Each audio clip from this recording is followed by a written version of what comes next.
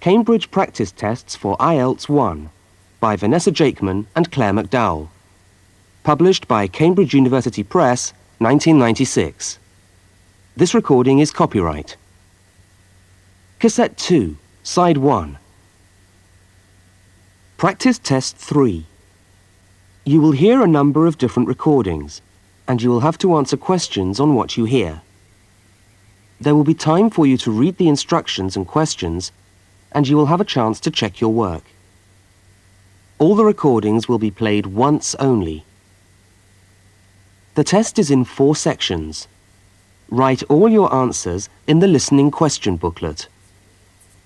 At the end of the test, you will be given 10 minutes to transfer your answers to an answer sheet. Now turn to section 1 of your question booklet.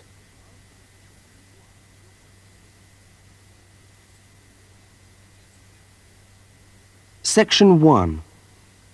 You will hear a student inquiring about parking facilities. First, look at questions 1 to 4. For each of the questions, 4 alternatives are given. Decide which of the alternatives, A, B, C or D, best fits what you hear on the tape and circle the appropriate letter.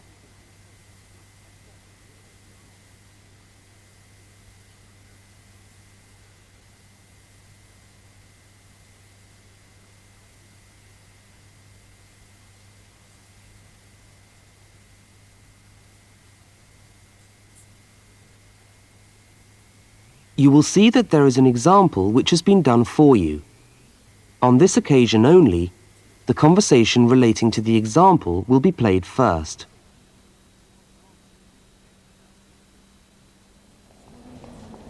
How do you come to the university each day?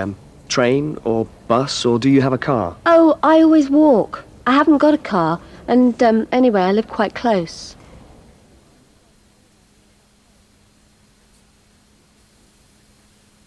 The woman says she always walks, so C has been circled.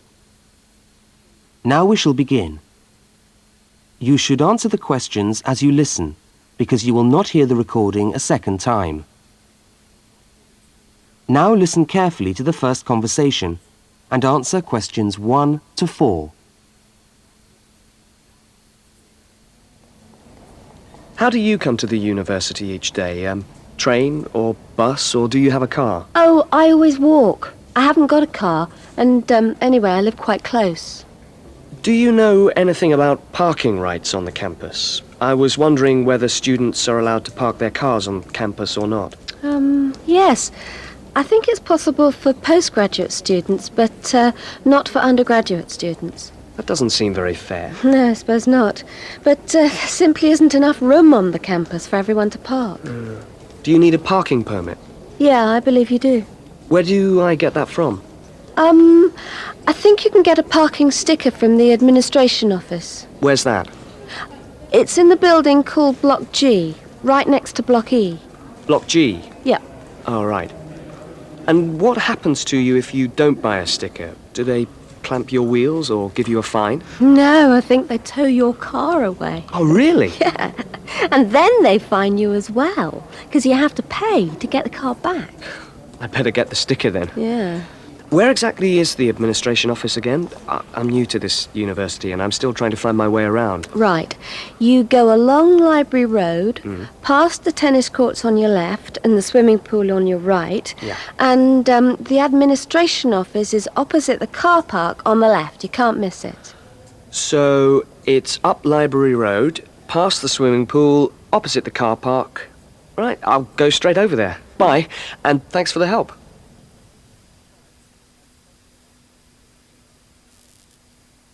Now you have some time to look at questions 5 to 12.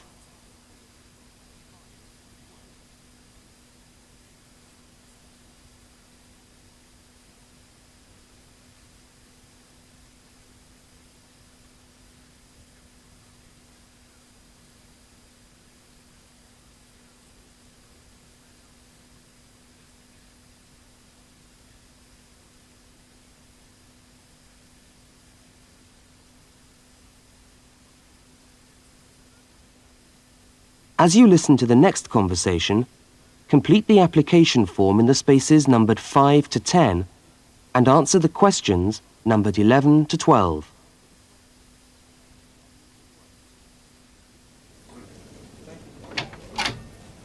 Good morning. Can I help you?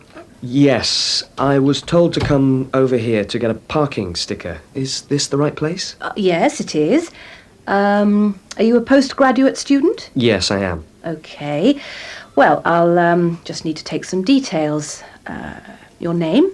Richard Lee. That's spelt L-E-E. Richard Lee. And the address? Flat 13, 30 Enmore Road. How do you spell Enmore? Oh, E-N-M-O-R-E. And that's in the suburb of Newport. N-E-W-P-O-R-T. Faculty? I beg your pardon? Which faculty are you in? Oh, architecture, the Faculty of Architecture. Right. And the registration number of your car? Let me see. LXJ50... Oh, no, sorry. I always get that wrong. It's LJX058K. LJX508K? No, 058K. Ah. And what make is the car? It's a Ford. A Ford. Fine. Well, I'll just get you to sign here, and when you've paid the cashier, I'll be able to issue you with a sticker. All right. Where do I pay? Just across the corridor in the cashier's office. Oh, but it's 12:30 now, and they close at 12:15 for lunch. But they open again at 2:15 until 4:30. Oh, they're not open till 2:15. No. When you get your sticker, you must attach it to the front windscreen of your car. I'm afraid it's not valid if you don't have it stuck on the window. Right, I see. Thanks very much. I'll just wait here then.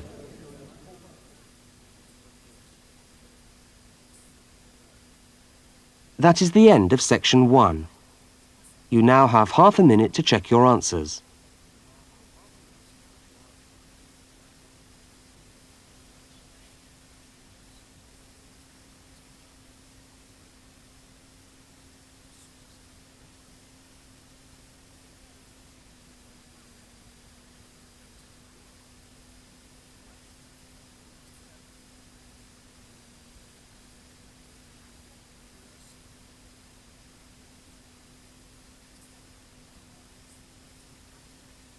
Now turn to section 2.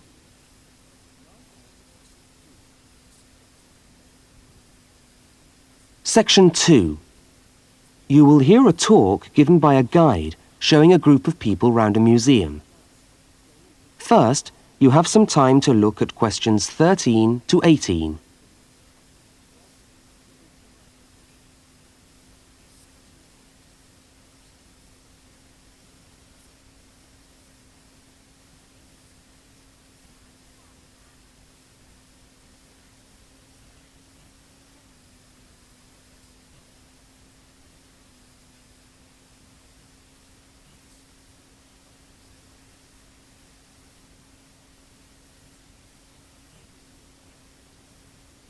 Now listen to the guide and complete the notes by filling in the numbered spaces 13 to 18.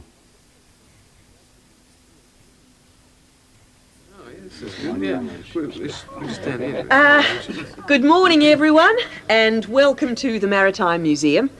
Now, before we commence our tour, I'd just like to tell you a little bit about the history of the museum. As you can see, it's a very modern building, built in the postmodern style, and it was in fact opened by the Prime Minister of Australia in November 1991. It's been designed with a nautical flavour in mind, to remind us of our links with the sea. But the museum isn't only housed in this building. There are a number of historic ships docked outside in the harbour which form part of the museum, and which you are also free to visit. And we'll be coming to them shortly. I'd just like to point out one or two things of general interest while we're here. Handicapped toilets are located on this floor, and the door shows a wheelchair. The cloakroom, where you can hang your coat or leave your bags, is just behind us here. The education centre is on the top floor, and there's a good little library in there which you might like to use. Follow the signs to the education centre. You'll see a lot of little green arrows on the wall. The green arrows will take you there. The information desk, marked with the small letter I on your plan, is located right here in the foyer. So if you get separated from your friends, I suggest you make your way back to the information desk, because we'll be returning to this spot at the end of the tour. All right? Now, if you look out this window, you should be able to see where the museum's ships are docked. If you want to go on a tour of the old ship, the Vampire, she's docked over there, and you should meet outside on the quay. However, a word of warning. I don't recommend it for the grandmas and grandpas, because there are lots of stairs to climb. Right now, let's move on. Oh, I almost forgot to give you the times for that tour. Now, tours of the Vampire run on the hour, every hour, all right? Now look at questions 19 to 23.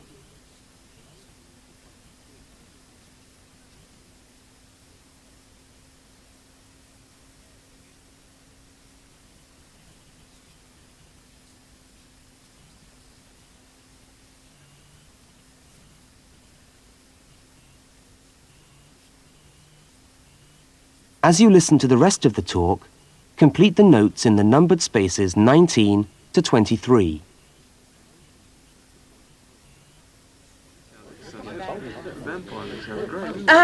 Let's take a walk around the museum now. The first room we're coming to is the theatre. This room is used to screen videos of special interest, and we also use it for lectures. There's a continuous video showing today about the voyages of Captain Cook, so come back here later on if you want to learn more about Captain Cook. Now, we're moving along the gallery known as the Leisure Gallery. This is one of our permanent exhibitions, and here we try to give you an idea of the many different ways in which Australians have enjoyed their time by the sea. Surfing, swimming, life-saving clubs, that's all very much a part of Australian culture. At the end of this section, we'll come to the picture gallery, where we've got a marvellous collection of paintings, all by Australian artists. I think you can buy reproductions of some of these paintings in the museum shop. They're well worth a good look. Now, we're coming to the Members' Lounge. Now, as a member of the museum, you would be entitled to use the Members' Lounge for refreshments. Membership costs $50 a year or $70 for all the family. So it's quite good value, because entry to the museum is then free. And down at the far end of this floor, you'll find the section which we've called Passengers and the Sea. In this part of the museum, we've gathered together a wonderful collection of souvenirs from the old days when people travelled by ship. You'll find all sorts of things there. Old suitcases, ship's crockery, first-class cabins decorated in the fashion of the day. Just imagine what it must have been like to travel first class. Now, I'm going to leave you to walk around the museum on your own for a while, and we'll all meet back again at the information desk in 3/4 of an hour's time. I hope you enjoy your time with us at the museum today. Thank you.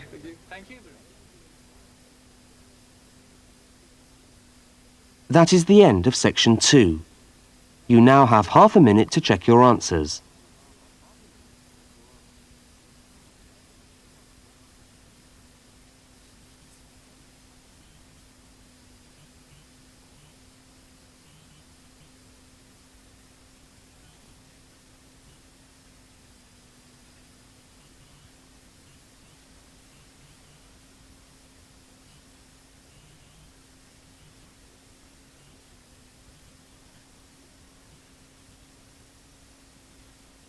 Now turn to section 3.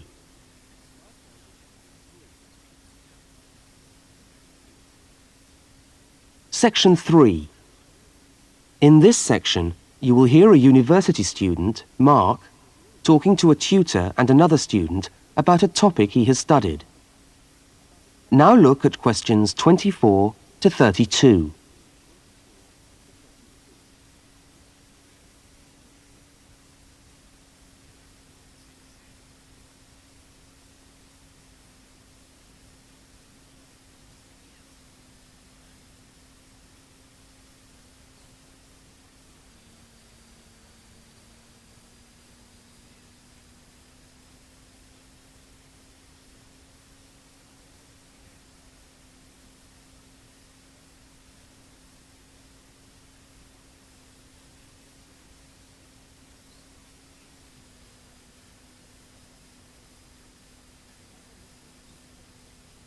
Now listen to the conversation and answer questions 24 to 32.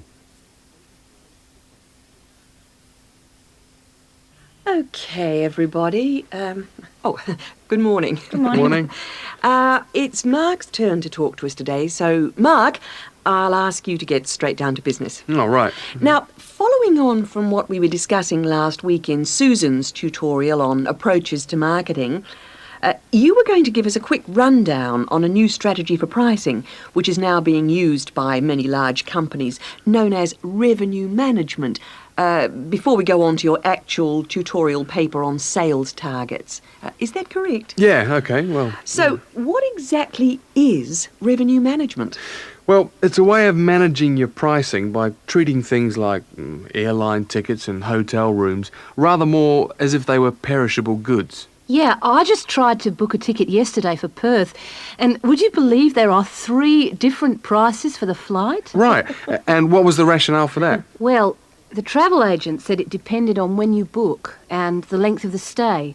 Like, it's cheap if you stay away for a Saturday night, presumably because this isn't business travel, and even cheaper if you buy a ticket where you can't get a refund if you have to cancel. In that case, the ticket costs about half the price. You wouldn't think it would make that much difference, would you? Well, it does, and that's basically because the airlines are now treating their seats like a commodity. You see, if you want a seat today, then you pay far more for it than if you want it in 3 weeks' time. That seems rather unfair. Well, not really. When you think about it, that's just common sense, isn't it? Well, I suppose so. What this actually means is that in the same row of seats on the same flight, you could have 3 people who have all paid a different price for their tickets. And is this just happening in Australia? No, it's the same all over the world. Airlines are able to market a seat as a perishable product with different values at different stages of its life. Well, like mangoes or apples at the market. Yeah, it's exactly like that. The fact is that the companies are not actually interested in selling you a cheap flight. They're interested in selling the seats and flying airplanes that are full. Mark, why do you think revenue management has come about? Well, as far as I can see, there are 2 basic reasons. Firstly, because the law has been changed to allow the companies to do this. You see, in the past, they didn't have the right to keep changing the prices of the tickets. And secondly, we now have very powerful computer programs to do the calculations, and so the prices can be changed at a moment's notice. So you mean 10 minutes could be critical when you're buying a plane ticket? Absolutely. That's right. Yep. And I understand we've almost reached the stage where these computer programs that the airlines are using will eventually be available to consumers to find the best deals for their travel plans from their home computer. Heavens, what a thought. So the travel agent could easily become a thing of the past if you could book your airline tickets from home. Are there any other industries using this system, or is it restricted to the airline business? No, many of the big hotel groups are doing it now. That's why the price of a bed in a hotel can also vary so much, depending on when and where you book it. It's all a bit of a gamble, really. Yeah, and hire car companies are also using revenue management to set their tariffs, because they're also dealing with a commodity, if you like. So the cost of hiring a car will depend on demand. Well, thank you, Mark, for that overview. That No was trouble. well researched. Now, let's get on with your main topic for today. That is the end of section 3. You now have half a minute to check your answers.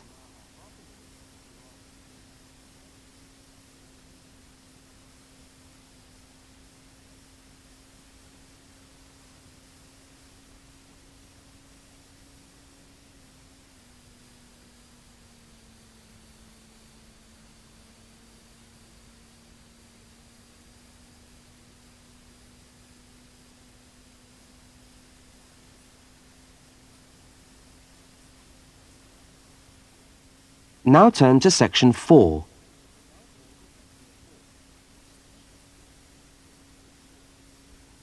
Section 4. You are going to hear a short talk on space management in supermarkets. First, you have some time to look at questions 33 to 37.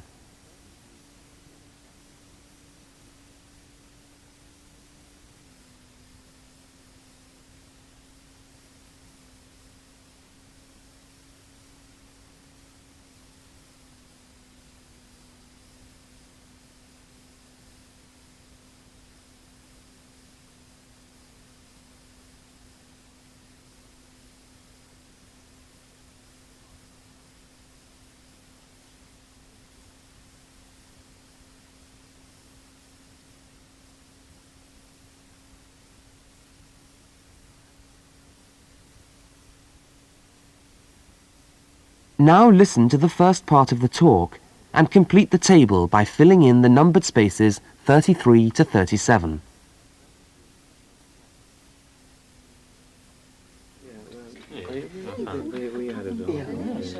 Good morning. Welcome to this talk on space management. And today I'm going to look particularly at space management in the supermarket. Now, since the time supermarkets began, marketing consultants like us have been gathering information about customers' shopping habits. To date, various research methods have been used to help promote the sales of supermarket products. There is, for example, the simple and direct questionnaire, which provides information from customers about their views on displays and products, and then helps retailers make decisions about what to put where. Another method to help managers understand just how shoppers go around their stores are the hidden television cameras that film us as we shop and monitor our physical movement around the supermarket aisles. Where do we start? What do we buy last? What attracts us, etc. More sophisticated techniques now include video surveillance and such devices as the eye movement recorder. This is a device which shoppers volunteer to wear taped into a headband and which traces their eye movements as they walk round the shop, recording the most eye-catching areas of shelves and aisles. But with today's technology, space management is now a highly sophisticated method of manipulating the way we shop to ensure maximum profit. Supermarkets are able to invest millions of pounds in powerful computers which tell them what sells best and where. Now, an example of this is Spaceman, which is a computer program that helps the retailer to decide which particular product sells best in which part of the store. Now, Spaceman works by receiving information from the electronic checkouts, where customers pay, on how well a product is selling in a particular position. Spaceman then suggests the most profitable combination of an article and its position in the store. Now you have some time to look at questions 38 to 42.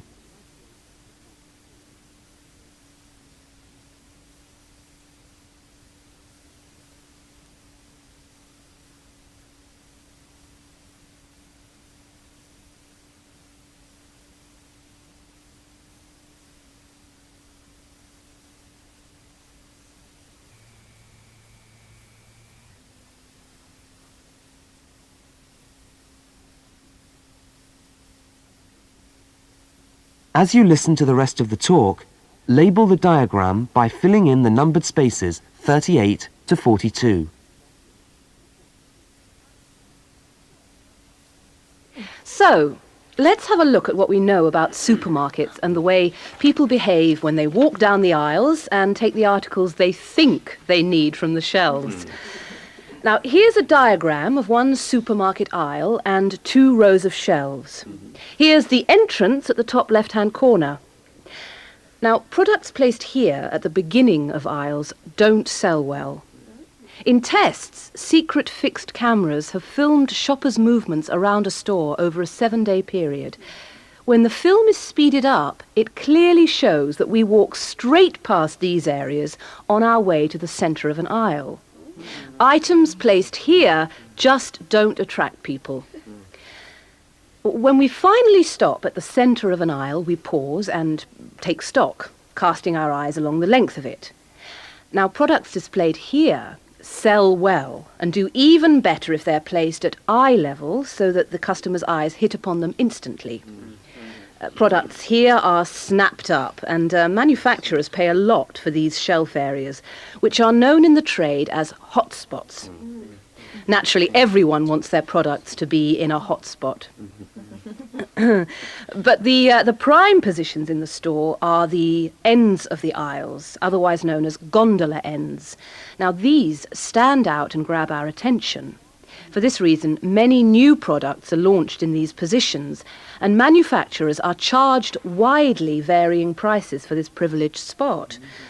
Also, the end of an aisle may be used for promoting special offers, which are frequently found waiting for us as we turn the corner of an aisle. Well, now, eventually, of course, we have to pay. Any spot where a supermarket can be sure we are going to stand still and concentrate for more than a few seconds is good for sales. That's why the shelves at the checkout have long been a favourite for manufacturers of chocolates. Perhaps the most surefire impulse food of all.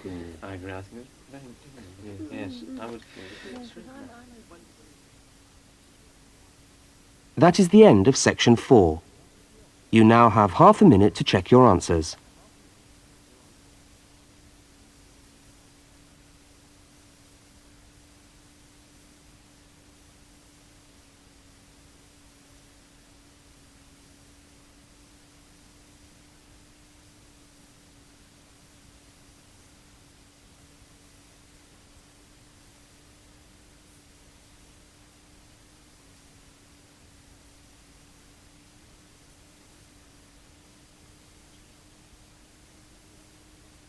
That is the end of the listening test. You now have 10 minutes to transfer your answers to the listening answer sheet.